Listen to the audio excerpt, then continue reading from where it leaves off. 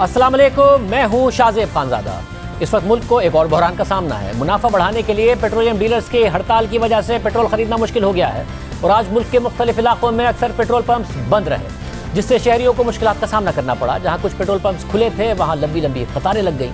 मुख्तलिफ इलाकों में पेट्रोल अचानक नायाब होने की वजह से सरकारी रेट से बहुत महंगा फरोख्त हुआ। पेट्रोल पंप्स बंद होने से रेस्क्यू सर्विसेज भी मुतासिर हुई, रिफाई इदारों की एम्बुलेंस सर्विसेज तक मुतासिर रहीं। पेट्रोल ना होने की वजह से पब्लिक ट्रांसपोर्ट मुतासिर रही और शहरियों को मुश्किलात का सामना करना पड़ा। पेट्रोल डीलर्स की हड़ताल अभी जारी है और अब हुकूमत और पेट्रोलियम डीलर्स के दरमियान मामला तय नहीं पाए हैं। मुज़ाकरात बहरहाल हो रहे हैं। पेट्रोलियम डीलर्स को 1 लीटर पर 3 रुपये 91 पैसे का मार्जिन मिलता है। इस हवाले से वफाकी वज़ीर बराए तवानाई हम्माद अज़हर का कहना है कि पेट्रोलियम डीलर्स के मार्जिन में इजाफे की समरी पहले ही ईसीसी में पेश कर दी है। उनका मार्जिन कम है, लेकिन सिर्फ जायज़ मुतालबात तस्लीम किए जाएंगे।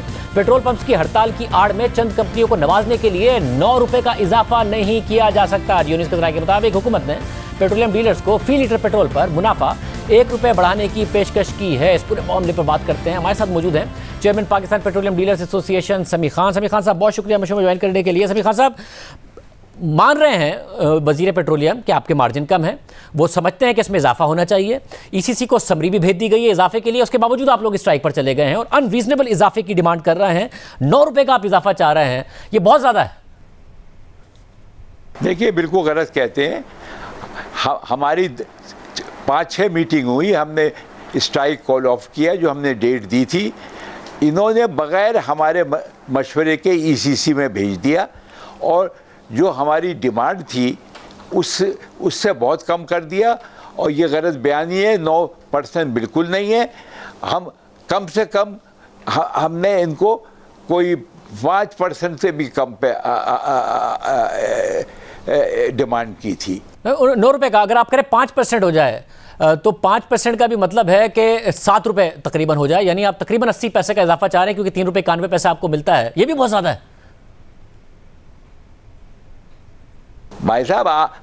मुझे ये बताइए, हमारे जो बिजली के अखराजात, लेबर की सैलरी बढ़ गई, ओल्ड एज, सोशल सिक्योरिटी और दुनिया भर के पहले और टैक्सेस नहीं थे, वो टैक्सेस लग गए।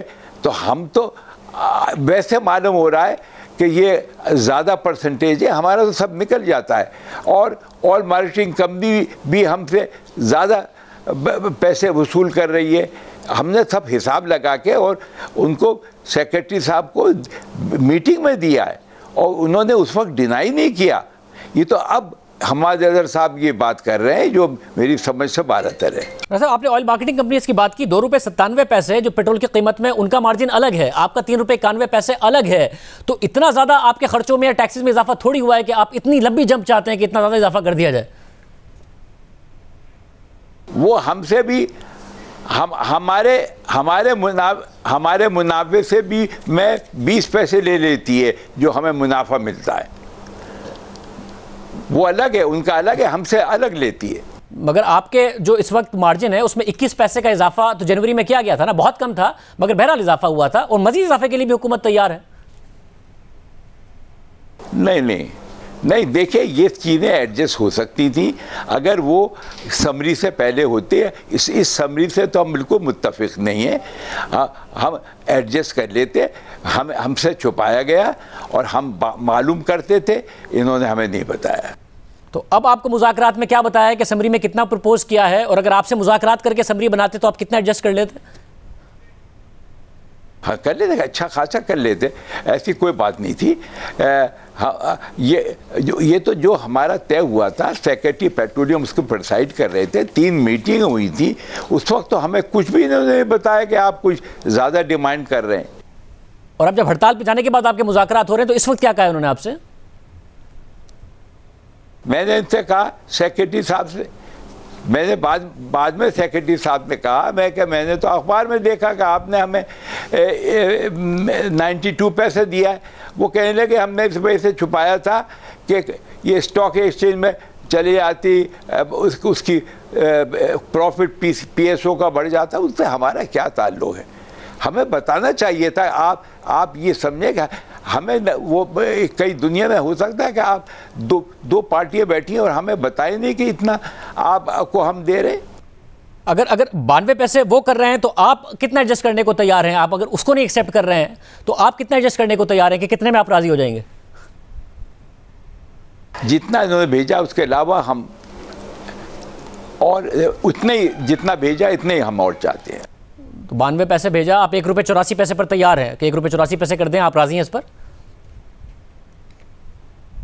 दिया 1 रुपये 84 पैसे के इजाफे पर आप राजी हैं, तो 9 रुपये के इजाफे की आपकी तरफ से डिमांड ही नहीं की गई थी जिसका दावा किया गया वजीर पेट्रोलियम की तरफ से? नहीं, बिल्कुल गलत बयानी है। तो हड़ताल आप ख़त्म कीजिए ना, आवाम इस वक्त मुसीबत में है, आपके मुज़ाकरात चल रहे हैं, हुकूमत कह रही है कि हम कहीं ना कहीं एड्रेस करेंगे, इतना मुनाफा आप कह रहे हैं, इतने के लिए आपने कहा ही नहीं था, तो हड़ताल आप कब ख़त्म करेंगे?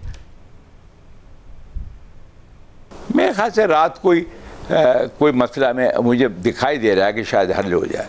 बहुत शुक्रिया, उम्मीद करते हैं कि यह मसला हल हो जाए, आवाम की मुश्किलात ख़त्म हो जाएँ। प्रोग्राम में आगे बढ़ते हैं। कराची में नस्ला टावर के रिहायशियों की किस्मत का फैसला हो गया है। अदालती हुक्म पर इमारत को बुलडोज करने का अमल जारी है, जिसके नतीजे में 44 खानदान बेघर हो गए हैं। वो किसी मुतबादिल इंतजाम के बगैर अपने कीमती सरमाए से भी महरूम हो गए हैं और ना ही उन्हें अपनी रकम वापस मिल रही है। कोई रिश्तेदार के पास रहने पर मजबूर है तो कोई अपनी फैमिली के साथ दोस्तों के घर रह रहा है। और अब से कुछ देर पहले association of builders and developers के चेयरमैन मोहसिन शेखानी ने कल से हड़ताल का ऐलान कर दिया है। नस्ला टावर और कराची में तजावुजात के मामले पर यह एतराज़ उठाया जाता रहा है कि कराची में तजावुजात पर कायम घरों, दुकानों और इमारतों को गिराने के मामले पर दोहरा मयार अपनाया जा रहा है, क्योंकि माजी में कुछ और केसेस में प्राइवेट सोसाइटीज को रेगुलराइज किया जा चुका है। खुद नस्ला टावर के मालिक और अलॉटीज ने सुप्रीम कोर्ट में इंसानी अपील दायर करके यही इस्तदा की थी। उनका यह मौक़िफ़ था कि सुप्रीम कोर्ट ने वाज़ेह बेज़ाबगियों के बावजूद बहरिया टाउन की ज़मीन को रेगुलराइज किया। अदालत ने तीसरे फरीक यानी ज़मीन के अलॉटीज के मफाद को सामने रखकर बिल्डर को रियायत दी, मगर हालिया केस में यानी नस्ला टावर के केस में तीसरे फरीक के साथ शदीद ज़्यादती होगी। सिर्फ यही नहीं, चेयरमैन पीपल्स पार्टी बिलावल भुट्टो जरदारी और वज़ीर आला सिंध मुराद अली शाह भी ये नुक्ता उठा चुके हैं। वो जो इंसाफ का इदारा है, जिसको हर शहरी का हक को तहफ़्फ़ुज़ दिलवाना है, वहाँ अवाम को कुछ नारे लगाने पड़े। बचा दिया भारिया टाउन और गिरा दिया औरंगी टाउन, बचा दिया बनी गाला और गिरा दिया गुजर नाला। सुप्रीम कोर्ट का एक ऑर्डर होगा, वो हम पाबंद हैं ओबे करने के। कल बिलावल भुट्टो जरदारी साहब ने जो बात की थी कि ये हमें मंजूर नहीं है कि बनी गाला तो रेगुलराइज हो जाए और गुज्जर नाले को तोड़ा जाए, जब तक कि उनको प्रॉपर रिहेबिलिटेट नहीं कर दिया जाए। उस पार्टी के अलावा एमके पाकिस्तान भी सुप्रीम कोर्ट से शिकवा कर चुकी है। बहरिया टाउन के ऊपर जुर्माना लगाकर उसको तो कानूनी शक्ल इख्तियार करने की इजाज़त दे देते हैं। आप बनी गाला के ऊपर भी जो है वो जुर्माना लगाते हैं और उसको भी रेगुलराइज कर देते हैं। तो भाई कराची के शहरियों ने क्या कसूर किया है? अगर इनसे कोई गलती हो भी गई है तो आप उनके ऊपर जुर्माना लगा दें, उनकी जगह कम से कम उनके सरों से उनकी छतें ना छीनें। इस वक्त अदालत ने यह अहकाम जारी किए थे, तब से ही सुप्रीम कोर्ट से यह मुतालबा किया जाता रहा कि माजी की तरह कोई ऐसा हल निकाला जाए जिससे मुतासरीन को बेघर होने और बेरोजगार होने से बचाया जा सके। मगर माजी की तरह कोई हल तो नहीं निकाला गया। अलबत्ता बिल्डिंग को गिराने के तरीक़ाकार का तयन न होने की वजह से कुछ वक्त जरूर लगा। इस दौरान मुतासरीन को अपनी जिंदगी के मुश्किल तरीन हालात से गुजरना पड़ा। वो हर मुमकिन कोशिश करते रहे कि किसी को उन पर रहम आ जाए और उन्हें बेघर होने से बचा लिया जाए। अगर नस्ला टावर गिराया जाए तो अदालती अहकाम के तहत उनकी रकम की अदायगी भी यकीनी बनाई जाए। वो ये मुतालबा करते रहे, मगर उनकी तमाम उम्मीदें और तमाम मुतालबात बेसूद साबित हुए। मगर दिलचस्प बात यह है कि माजी में ऐसी कई मिसालें सामने आ चुकी हैं जहाँ पर अदालत ने या फिर हुकूमत ने ऐसी हाउसिंग स्कीम और प्रोजेक्ट्स को रियायत दी जिन्हें मुख्तलिफ कानूनी पेचीदगियों का सामना था और उन्हें बुलडोज करने की सूरत में उन लोगों के सबसे ज़्यादा मुतासिर होने का खदशा था जिन्होंने इन प्रोजेक्ट्स में ज़मीन या फिर घर खरीद रखे थे। जनवरी 2019 में सुप्रीम कोर्ट का एक ऐसा ही फैसला सामने आया।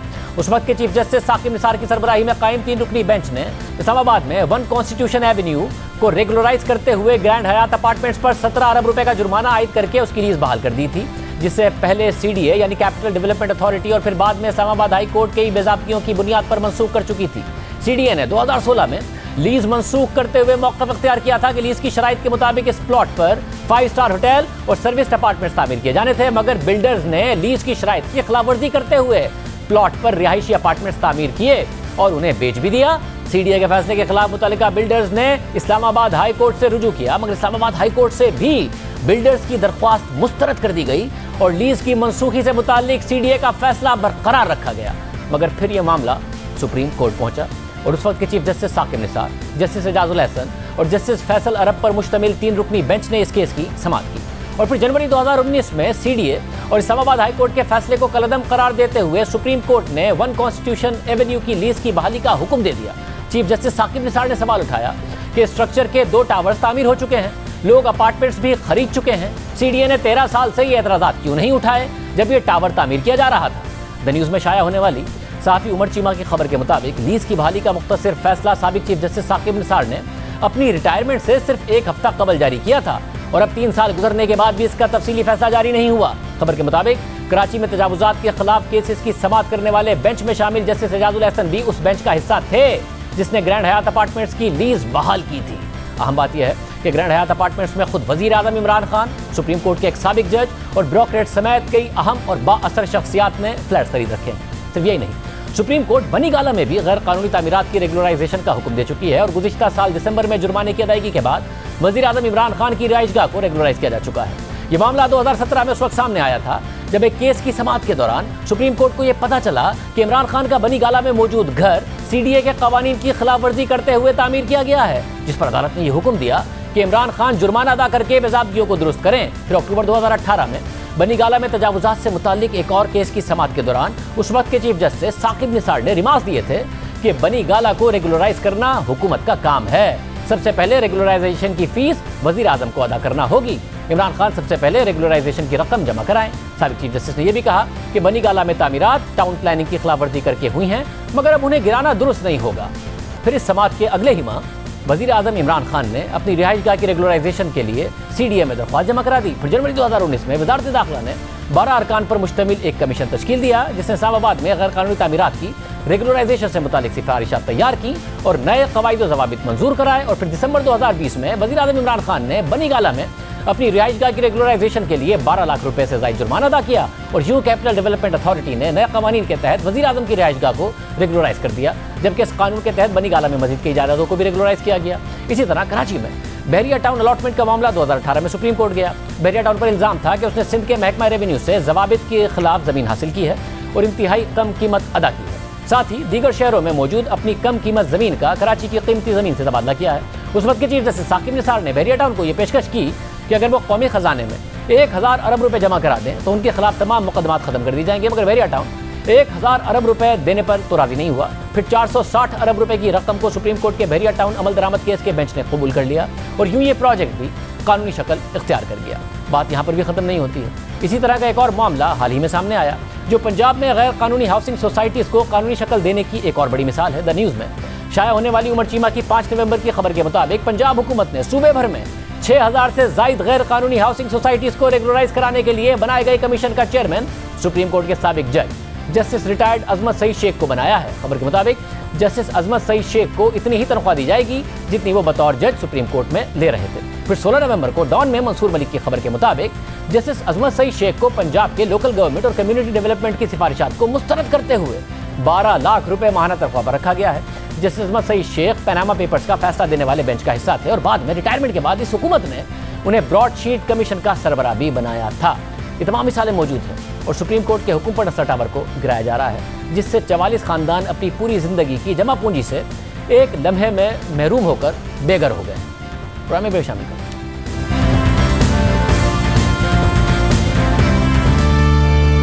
इस वक्त मुल्की सियासत में सबसे बड़ा सवाल यह है कि जस्टिस साकिब निसार की ऑडियो टेप, मुबैयन ऑडियो टेप और गिलगित बल्तिस्तान के साबिक चीफ जज राना शमीम के एफिडेविट का मुंतकी अंजाम क्या होगा? क्या सिर्फ सियासत होती रहेगी या फिर कानूनी तौर पर भी कोई नतीजा निकलेगा? इस वक्त क्या हो रहा है इस्लामाबाद में, इस हवाले से हम बात करेंगे। हमारे साथ फाद हुसैन साहब, आसमा शिराजी साहिबा और मुनीफ फारूक साहब मौजूद हैं। आप तीनों का बहुत शुक्रिया। फाद हुसैन साहब, जाहिर है बहुत कुछ अदालती तारीख में पाकिस्तान में हुआ और उसका फैसला उसी वक्त नहीं हुआ, बाद में तारीख ने फैसला किया। तो ये साकिब निसार साहब का जो मामला है, जो नवाज शरीफ साहब मरियम नवाज को सज़ा का मामला है, आपको लग रहा है कि इसका कोई फौरी फैसला हो जाएगा या तारीख नहीं फैसला करना है?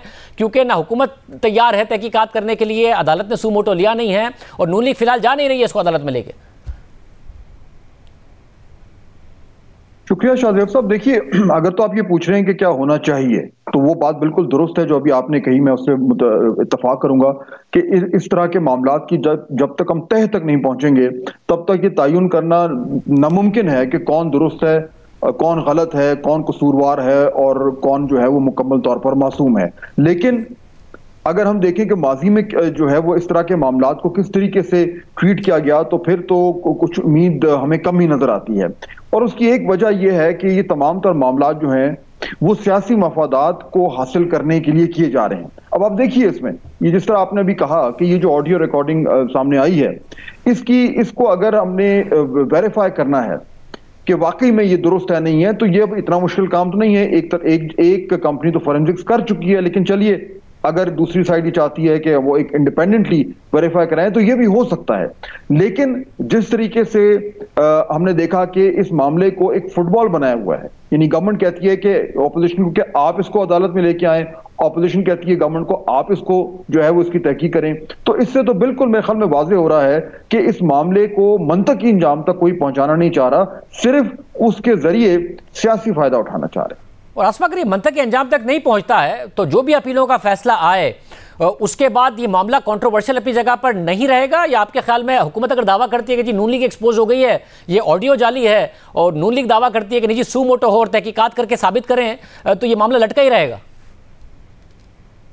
शाहजेब शुक्रिया बहुत बहुत। जो आपने सवाल पूछा इसका जो जवाब है वो आपको जो पिछली प्रेस कॉन्फ्रेंस थी मोहतरमा मरियम नवाज़ साहिबा की, जो कि उन्होंने कोर्ट के बाहर की थी, उसमें दो अहम बातें उन्होंने कही थी।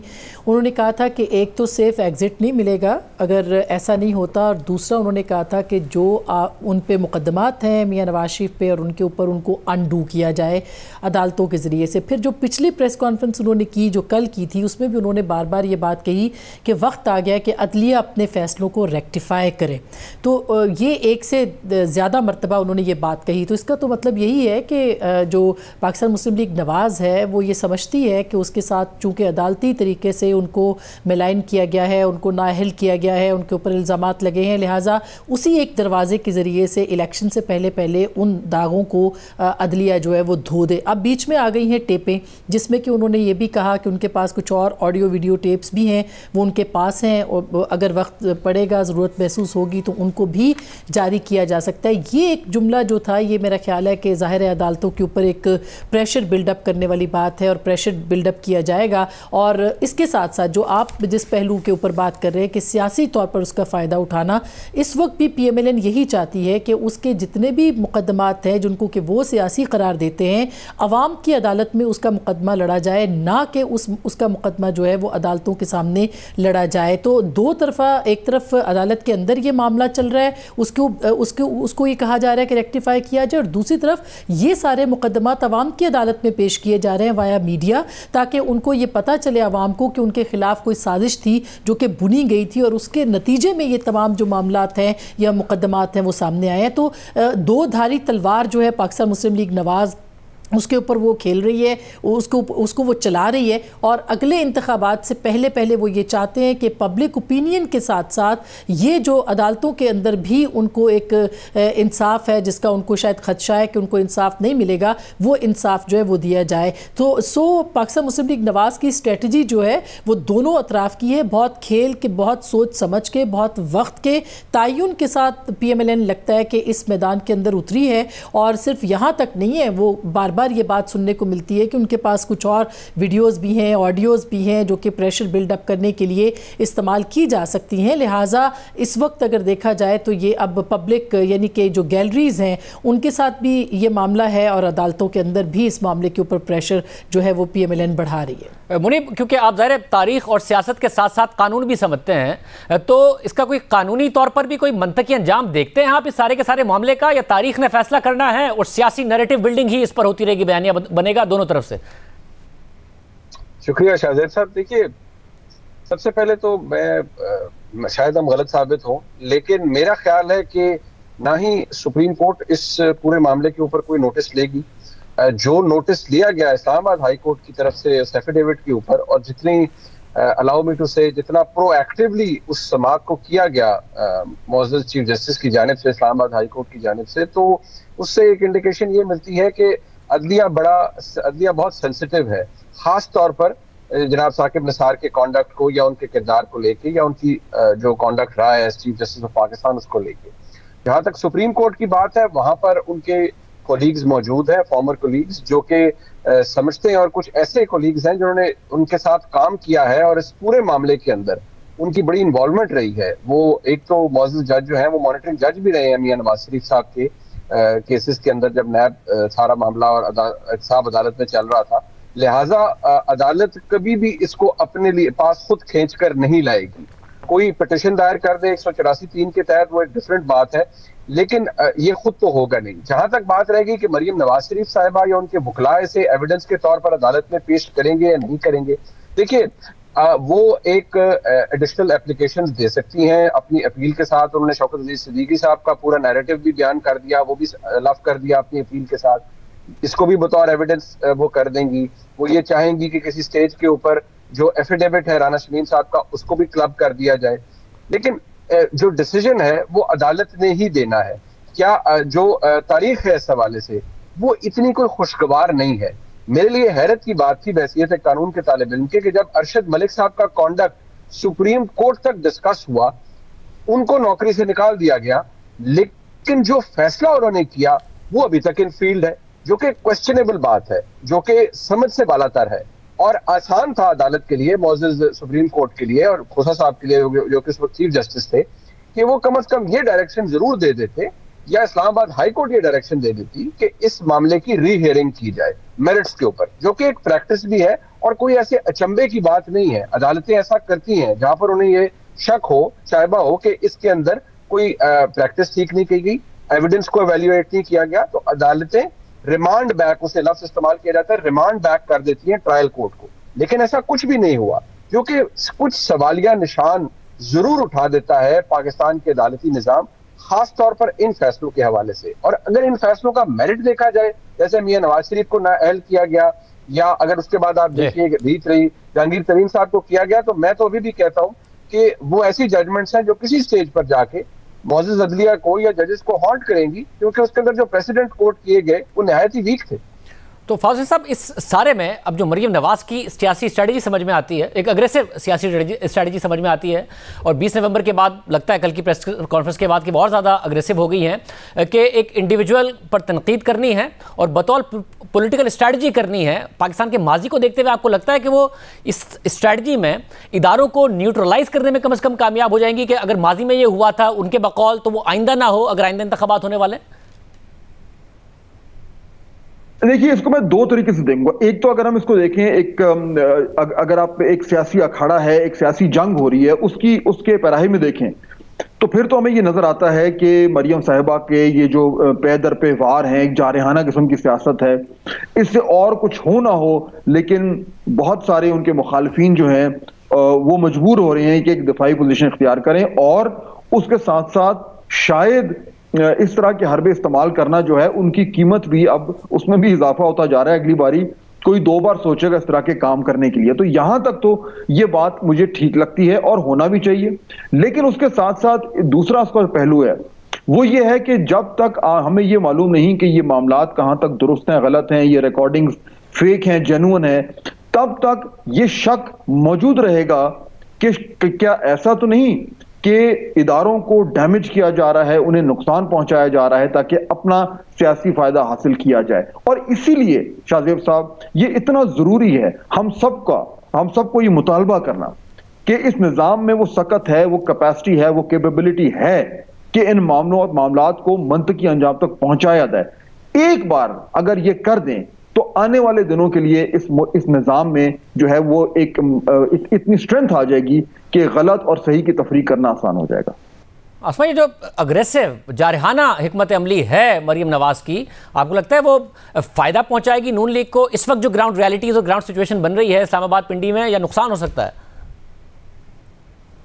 मेरा ख्याल है कि बहुत सोच समझ के हो रही है। अब सिलेक्टिव किस्म की तनकीद PMLN की तरफ से हो रही है, कुछ लोगों के ख़िलाफ़ नहीं हो रही, कुछ लोगों के ख़िलाफ़ हो रही है, और वो एक सोची समझी उसकी मनसूबाबंदी या एक सोची समझी स्ट्रेटजी जो है उसको फॉलो करते हुए सिर्फ मरियम नवाज साहिबा जो हैं उसके ऊपर इस वक्त बात कर रही हैं और खुल के बात कर रही हैं। और ये जो सिलेक्टिव तनकीद है, ज़ाहिर है कि इससे बहुत से सवालात भी उभरते हैं कि आप अगर ताल्लुकात बेहतर कर रहे हैं हैं तो इसका मतलब ये है कि आपने सिलेक्ट किया है कि किसके खिलाफ बोलना है और किसके हक में जो है यानी हक में ना कहते हुए भी उनको फ़ायदा पहुंचाना है। तो ये एक सूरत हाल है जिसका कि इस्तेमाल इस वक्त मोहतरमा मरियम नवाज साहिबा कर रही हैं, जबकि हमने हाल ही में देखा है कि मियाँ नवाज शरीफ हों या शहबाज शरीफ साहब हों या उनकी जो दीगर क़यादत है उनमें से किसी ने भी नाम लेके जो कि पहले तनकीद कर रहे थे वो तनकीद नहीं कर रहे, सिर्फ मरियम जो है वो कर रही हैं और वो भी सिलेक्टिव। तो इसका तो मतलब ये है कि वो एग्रेसिव जो उनका एक नैरेटिव था उस नैरेटिव को भी वो इंटैक्ट रखना चाह रही हैं, लेकिन और PMLN रखना चाह रही है, लेकिन बहुत तरीक़े के साथ ताकि उसका एक मैसेज भी चला जाए और उसके साथ साथ वो आइंदा आने वाले जो दिन हैं उसके अंदर अपनी जो एक इस्टेब्लिशमेंट के साथ उनका जो एक ताल्लुक़ बन सकता है उस ताल्लुक़ या उस बातचीत या उस डायलॉग या उस राब्ते के ज़रिए से जिसकी कि एक डिज़ायर बहरहाल सियासी जमातों के अंदर होती है उसके लिए भी एक रास्ता जो है वो खुला रहे। तो ये एक बहुत ही इम्पॉर्टेंट मामला है और ख़ास करके इस तरह की सूरत हाल में जबकि वो एक्सपेक्ट कर रहे हैं कि बहुत जल्दी इंतखाबात के लिए सूरत हाल बन सकती है और उसके लिए वो ज़ोर डाल सकते हैं, दबाव डाल सकते हैं। हाल ही में आपने PDM के इजलास का भी देखा होगा जिसके अंदर दो तरह का ओपिनियन जो है वो हमें सामने देखने को मिला। इसमें शहबाज शरीफ साहब कह रहे थे कि पार्लियामान के ज़रिए से आपने बातचीत आगे बढ़ानी है यानी दबाव डालना है हुकूमत के ऊपर उसकी रुखसती के ऊपर, जबकि नवाज शरीफ साहब का ये कहना था कि इस्तीफ़े भी देने चाहिए और एग्रेसिव पॉलिसी भी इख्तियार करनी चाहिए, जबकि मौलाना इस पूरे मामले के अंदर जो है उन्होंने ख़ुद PMLN को ये वाज़े तौर पे पैगाम दिया है कि वो एक वाज़े एजेंडे के साथ सामने आए। ये एक सवाल ज़रूर उभरता है कि शहबाज शरीफ हों या मियाँ नवाज शरीफ हों, जो आखिरी ओपिनियन होता है वो तो मियाँ नवाज शरीफ का होता है, फिर इस इजलास के अंदर जो आखिरी ओपिनियन था वो क्यों नहीं बन सका मियाँ नवाज शरीफ का। तो इसलिए भी ये बात बहुत इंपॉर्टेंट है कि आने वाले दिनों में PMLN चाहती है कि वो रास्ता खुला रहे जिस रास्ते के ज़रिए से बहरहाल उनको दोबारा से पावर कॉरिडोर्स के अंदर आना पड़ सकता है। मरीम, आप क्या कहिएगा? अग्रेशन है मरीम नवाज में मगर सिलेक्टिव अग्रेशन है। प्रेस कॉन्फ्रेंस में भी जब उनसे ज़रा खुल के जवाब मांगा गया तो उन्होंने नहीं दिया। आपको लगता है बेनिफिट करेगा इस वक्त मौजूदा सूरत हाल में उन्हें? देखिए, पाकिस्तान मुस्लिम लीग नून खास तौर पे मरीम नवाज शरीफ साहिबा अगर देखा जाए, बल्कि मैं पर्टिकुलराइज करूंगा मरीम नवाज शरीफ साहिबा को, वो टारगेट कर रही हैं फॉर्मर DG ISI को, जो कि उनके मुताबिक उनको सूट करेगा। मैं समझता हूं कि उनकी ये असेसमेंट या कैलकुलेशन गलत है। वो इसलिए क्योंकि जब वो ये कर रही हैं उनको नहीं पता कि जिस तरह अंग्रेजी में लफ्ज इस्तेमाल किया जाता है अनविटिंगली, आप अनविटिंगली कुछ ऐसा काम कर जाते हैं जो कि किसी एक शख्स को, जो कि आपको लगता है कि वो किसी इदारे के अंदर उसकी पोजीशन कमजोर है, पूरे इदारे को आप उसके साथ खड़ा कर देते हैं। अब मरियम नवाज शरीफ साहिबा जितना तनकीद करेंगी फॉर्मर DG ISI पर और उनकी बैशिंग करेंगी, पूरे इदारे को मरियम नवाज शरीफ साहिबा उन शख्सियत के साथ फॉर्मर DG ISI के साथ खड़ा कर देंगी। मरियम नवाज शरीफ साहिबा का ख्याल है कि वो सिर्फ अगर फॉर्मर DG ISI को टारगेट करेंगी और करती रहेंगी और बाकी किसी को टारगेट नहीं करेंगी तो, और उनका ख्याल है कि लोगों का या उस इदारे का बड़ी जो मेमोरी है वो उनको को मेमोरी लॉस हो जाएगा और वो भूल जाएंगे कि मियां नवाज शरीफ साहब ने गुजरांवाला के जलसे के अंदर क्या किया या लाहौर मीनारे पाकिस्तान के PDM के जलसे के अंदर क्या बातें की।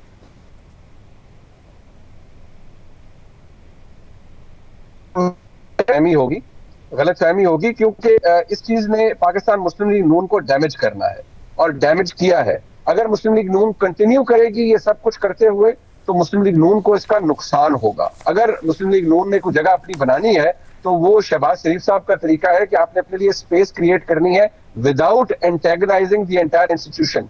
अगर आप ये कहते रहेंगे कि हमने सिर्फ एक शख्स को तनकीद करनी है और इदारे को उससे कोई सरोकार नहीं है तो ये बहुत ही गलत अप्रोच है और ये बहुत बुरी तरह बैकफायर करेगी। फाजिल साहब, ये बताइएगा PDM इस सब में कहीं कोई फैक्टर बनेगा या नहीं बनेगा? पिछला इजलास हुआ, बड़े बड़े ऐलानात की खबरें आ रही थी, वो नहीं कर सके, फिर कहा कि 6 को दोबारा मिलेंगे। ये कुछ कर पाएंगे या हमेशा की तरह बस दावे ही करते रह जाएंगे? देखिए, इसमें तो मेरे ख्याल में कोई शक नहीं है। कुछ लोगों को शायद ये बुरा लगे, कुछ को अच्छा लगे कि हमारे निज़ाम में, हमारी सियासी निज़ाम में जो सेंटर ऑफ ग्रेविटी है वो अभी भी इस्टेब्लिशमेंट है।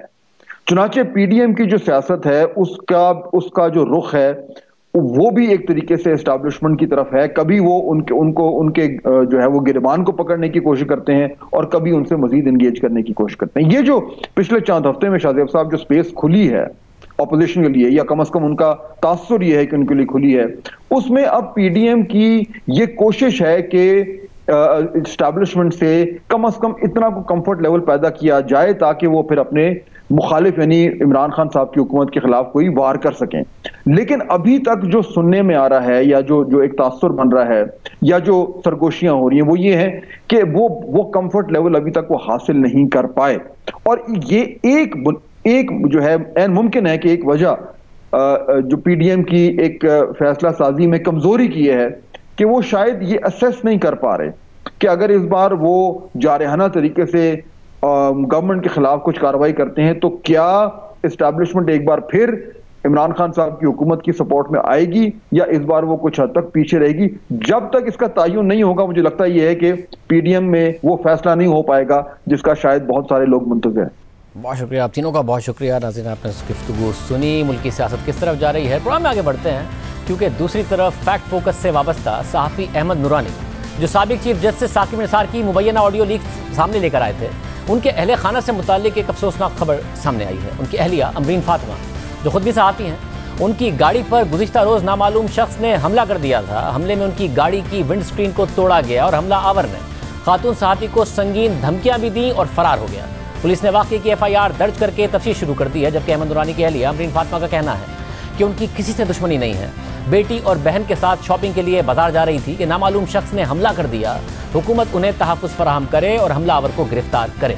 अहम बात यह है कि इससे पहले अक्टूबर 2017 में खुद सहाफ़ी अहमद नूरानी पर इस्लामाबाद में हमला हो चुका है, जबकि उनकी अहलिया पर हमले से मुताल्लिक आज नून लीग के सदर शहबाज शरीफ ने ट्वीट करते हुए कहा कि सहाफ़ी अमरीन फातिमा जो तहकीकी सहाफ़ी अहमद नूरानी की अहलिया भी हैं, पर हमले की जितनी मजम्मत की जाए कम है। इस वाक़े की आला सतही तहकीकात कराई जाए और मुर्तकिब अनासिर को कानून के मुताबिक सख्त सज़ा दी जाए। सहाफ़त के लिए सियाह और बदतरीन दौर में कॉलम और प्रोग्राम बंद करा दो जैसे हथकंडे मामूल बन चुके हैं जो पाकिस्तान के आलमी इमेज को तबाह कर रहे हैं। हमलों से सच की तड़प रखने वालों को रोका जा सकता है, ना ही हिरासा किया जा सकता। अब ये पहली बार नहीं है कि सहाफ़ियों पर हमलों की खबरें सामने आ रही हैं। हुकूमत दावा तो करती है कि वो सहाफ़ियों के हुकूक की मुहाफ़िज़ है, उनकी आज़ादी इज़हार राय पर यकीन रखती है, मगर मौजूदा हुकूमत के दौर में जिस तरह सहाफ़ियों पर हमले हो रहे हैं और उन हमलों की तहकीकात जिस तरह बेनतीजा निकलती हैं, वो इस हुकूमत के लिए एक गौर तलब मामला ज़रूर है, क्योंकि पूरी दुनिया इस सबको गौर से देख रही है। और हम एक ब्रेक शामिल करें।